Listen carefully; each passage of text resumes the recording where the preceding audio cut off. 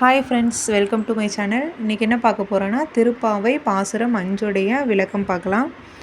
அதுக்கு முன்னாடி நம்ம சேனலை சப்ஸ்கிரைப் பண்ணாதவங்க சப்ஸ்கிரைப் பண்ணுங்கள், வீடியோஸ்க்கு லைக் பண்ணுங்கள். வாங்க ஃபஸ்ட்டு பாடல் பார்க்கலாம்.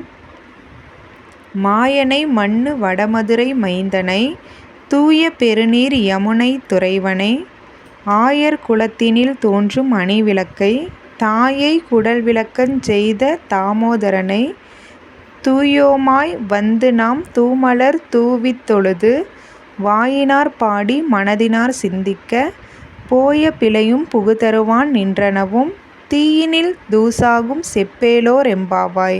இந்த பாடலுடைய அர்த்தம் என்னென்னா, ஃபஸ்ட் லைன் பாருங்கள். மாயனை மண்ணு வடமதுரை மைந்தனை. மாயனை அப்படின்னா கண்ணன் வந்து ஒரு மாயன் தானே.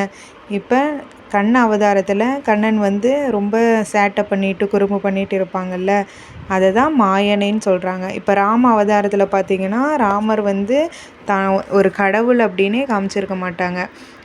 அவங்க வந்து மனிதனாகவே தான் இருப்பாங்க, மனிதன் தான் காமிச்சிக்குவாங்க. ஆனால் கண்ண அவதாரத்தில் பார்த்திங்கன்னா கண்ணன் வந்து சின்ன வயசுலேருந்து பல குறும்புகள்லாம் பண்ணி நான் ஒரு தெய்வம் அப்படின்றத உணர்த்திகிட்டே இருப்பாங்க. அதனால தான் ஆண்டாள் என்ன சொல்லியிருக்காங்க, மாயனை அப்படின்னு சொல்லியிருக்காங்க. அடுத்து வடமதுரை மன்னன், அதாவது அந்த வடமதுரை, அந்த மதுராவுக்கு தானே மன்னனாக இருந்தாங்க.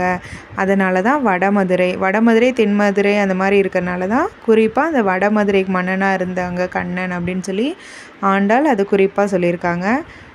அடுத்து தூய பெருநீர் யமுனை துறைவனை, அதாவது யமுனை ஆற்றுக்கும் கண்ணனுக்கும் ரொம்ப தொடர்பு இருக்குது. ஏன்னா யமுனை ஆறுக்கிட்டேயே தான் கண்ணன் வந்து பசுவை மேய்ச்சிட்ருப்பாங்க. அதனால் இது என்ன தொடர்பு அப்படின்னா, இப்போ நமக்கு வசுதேவருக்கும் தேவகிக்கும் தான் ஒரு சிறைச்சாலையில் தான் கண்ணன் வந்து பிறந்திருப்பாங்க. அதுக்கப்புறம் அது 8வது குழந்தையாக பிறந்திருப்பாங்க.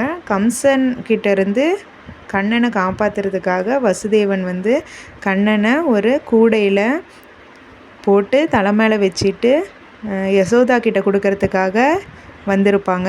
அப்போ யமுனை ஆற்றை கடந்து தான் வரணும். அப்போ யமுனை ஆற்றில் வந்துட்டு இருக்கும்போது என்ன ஆகும்னா, ஃபஸ்ட்டு இடுப்பு வரைக்கும் தண்ணி இருக்கும், அதுக்கப்புறம் தோல் வரைக்கும் வரும், அப்புறம் தலையை மூழ்கிற மாதிரி வசுதேவன் தலையை மூழ்கிற மாதிரி தண்ணி வரும். அப்படியே வந்துட்டு இருக்கும்போது அந்த கண்ணனுடைய கால்கள் வந்து அந்த கூடைக்கு வெளியில் தொங்கிட்டுருக்கும்.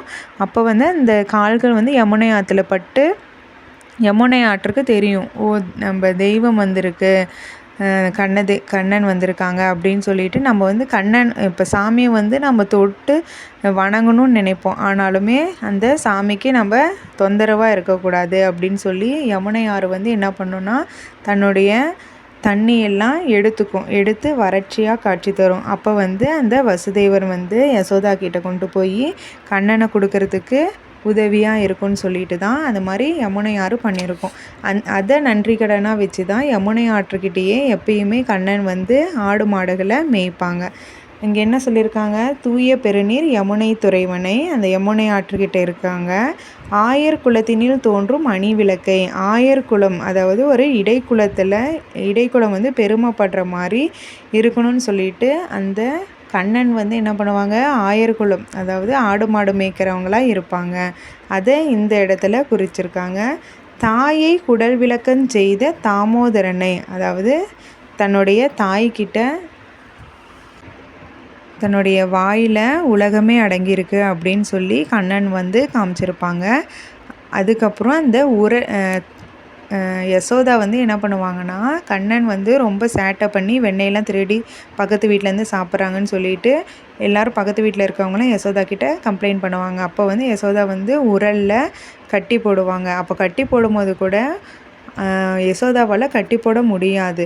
அதுக்கப்புறம் எவ்வளோ டைமு ட்ரை பண்ணுவாங்க, அப்பயும் கட்டி போட முடியாது.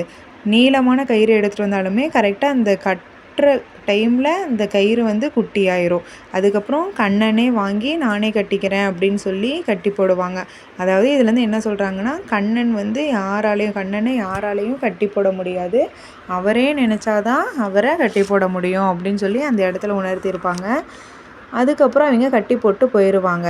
ஏற்கனவே போன அவதாரத்தில் 2 பேருக்கு சாப விமோச்சனம் கொடுக்கணும் அப்படின்னு சொல்லி இருந்திருக்கும்.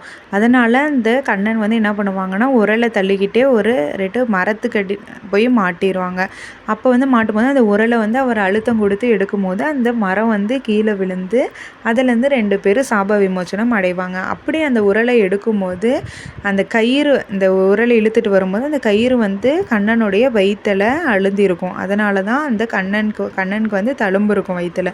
அதை தான் இந்த இடத்துல என்ன சொல்லியிருக்காங்க, தாயை கூடல் விளக்கஞ் செய்த தாமோதரனை அப்படின்னு சொல்லியிருக்காங்க. தூயோமாய் வந்து நாம் தூமலர் தூவி தொழுது, அதாவது நம்ம சுத்தபத்தமாக வரணும், தூய்மையாக வந்து நம்ம தூய மலர்களால் கண்ணனுடைய திருவடிகளை தொழுது வணங்கணும்.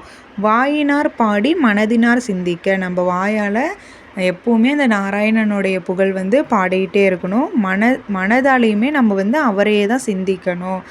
போய பிழையும் புகுதருவான் நின்றனவும் அப்படின்னா, நம்ம போன ஜென்மத்தில் செஞ்ச பாவங்களும் மறுபடியும் செய்ய போகிற பாவங்களோ இது எல்லாத்தையுமே நமக்கு நீக்கிட்டு நமக்கு நல்ல வழியை அந்த கண்ணபெருமான் காமிப்பாங்க.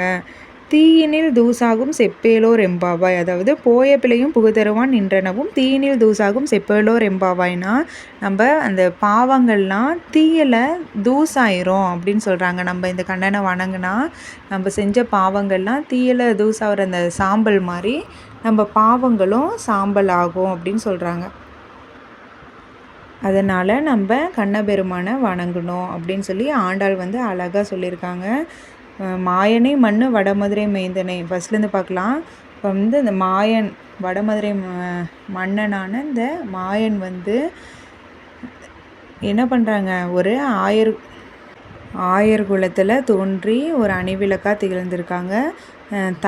தாய்கிட்ட வந்து தன்னுடைய அந்த குடல் விளக்கம் செஞ்சுருக்காங்க. அதாவது அந்த வாயை திறந்து இந்த உலகமே இருக்குது அப்படின்னு சொல்லி காமிச்சிருக்காங்க.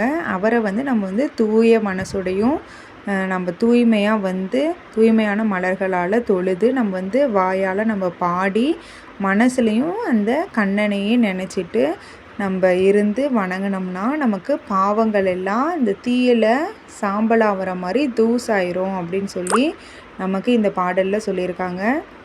ஓகே ஃப்ரெண்ட்ஸ், நெக்ஸ்ட் வீடியோவில் பார்க்கலாம். இந்த பாடலுடைய விளக்கம் உங்களுக்கு பிடிச்சிருந்ததுன்னா லைக் பண்ணுங்கள், ஷேர் பண்ணுங்கள், கமெண்ட் பண்ணுங்கள். Okay friends, bye. Thank you for வாட்சிங்.